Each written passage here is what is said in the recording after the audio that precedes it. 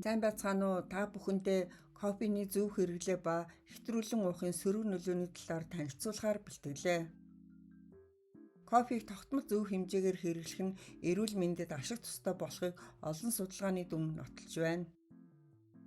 Их Британд хийсэн судалгаагаар өдөр бүр кофе уудаг хүмүүсийн дунд элэгний хатуурал, өөхлөлт, хорт хавдар, элэгний өвчнөөс үүдэлтэй нас баралт эс багассан дүн гарсан байна.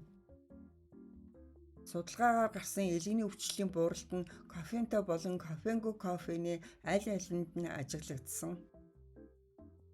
Гэхдээ энэ нь кофе ууснаар элэгний өвчин багасна гэсэн дүгнэлт хийх боломжгүй бөгөөд кофе уух нь эмчилгээний арга биш, харин эрүүл амьдралын нэгэн дэмжлэг болох боломжтой гэж үзэж байна. За судалгаагаар өдөрт 2-4 аяг кофе уух нь хамгийн их эерэг үр дүнг үзүүлжээ. 1 аяг кофенд дунджаар 75-аас 200 мг кофеин агуулгадаг. Насанд хүрсэн эрүүл хүн өдөрт 400 мг хүртэл кофеин ууж болно гэж олон улсын зөвлөмжид дурджээ. Кофег өглөө болон өдрийн эхэн үед уухад хамгийн тохиромжтой байна. Харин үдээс хойш 15 цагаас өмнө хэрэглэхийг судлаачид зөвлөж байна. Кофеин сахар, цөцгий болон амтлагч нэмж хийх нь ашигтай нөлөөг сулруулж болно. За кофе уухад анхаарах зүйл нь зүрх судасны өвчтөд цусны даралт өндөр, кофенд мэдрэх хүмүүс эмчийн зөвлөгөө авах хэрэгтэй. Мөн жирэмсэн хөхүүл эмэгтэйчүүд нь кофений өдөр тутмын хэрэглээ нь 200 мг-аас хэтрэхгүй байх ёстой. Кофег хэвтрүүлэн уухын сөрөг нөлөө нь үүнд нэгдүгürt нь сэтгэл түгшиж тайван бус болгоно. Хит их кофе уувал тарих аденозины нөлөөг дарангуйлж допаминыг хэд өдөөдөг байна.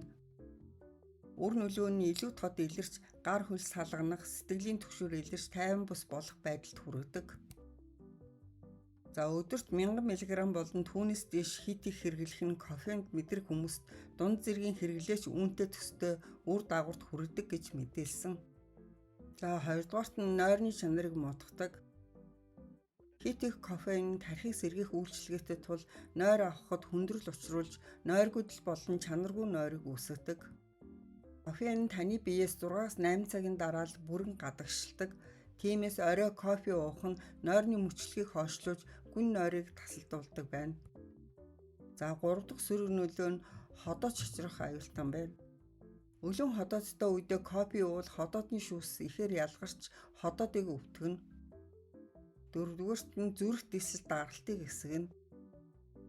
Кофеин зүрхний цохилтыг түргэн болгож даралтыг огцом нэмэгдүүлдэг. Кофе хэвтрүүлэн уухын сөрөг нөлөө нь мөн шээс хөөлгөх үйлчилгээтэй. Кофеин бөөрийн үйл ажиллагаанд нөлөөлж шээс хөөх үйлчилгээтэй. Усны алдагдлыг нэмэгдүүлэх, арьс хуурайшуулах зэрэг шинж тэмдэг илэрдэг. Кофе уусны дараа 1 аяг ус уух дадлал нь тэнцвэрийг нь хадгална. Түүнчлэн ам эвгүй үнэртэй болох сөрөг нөлөөтэй байна. Кофе уусны дараа эсэлтлээс болж аманд эвгүй үнэр үлддэг. Иймээс кофе уусны дараа амаа усаар зайлаарай. За дараа нь кофений харшлын урвал илэрч болно. Хэрвээ кофеин хэрэглэхэд амьсгалад хүндрэл учруулдаг бол кофений харшилтай байж болзошгүй юм. Эдгээр сөрөг нөлөөний шинж тэмдэг тогтмол илэрдэг бол та кофенд хит мэдрэмтгий гэсэн үг юм. Иймээс кофений хэрэглээгээ багасгах, хэрэглэхээс бүр мөсөн татгалзах хэрэгтэй. Кофеин эрүүл мэндэд ашиг тусдаач хүн бүрт тохиромжгүй. Кофе эрч хүч өгдөгч хэвтрүүлэн хэрэглэвэл таны бие сөрөг нөлөөтэй. Анхаарал сонсон та бүхэндээ баярлалаа.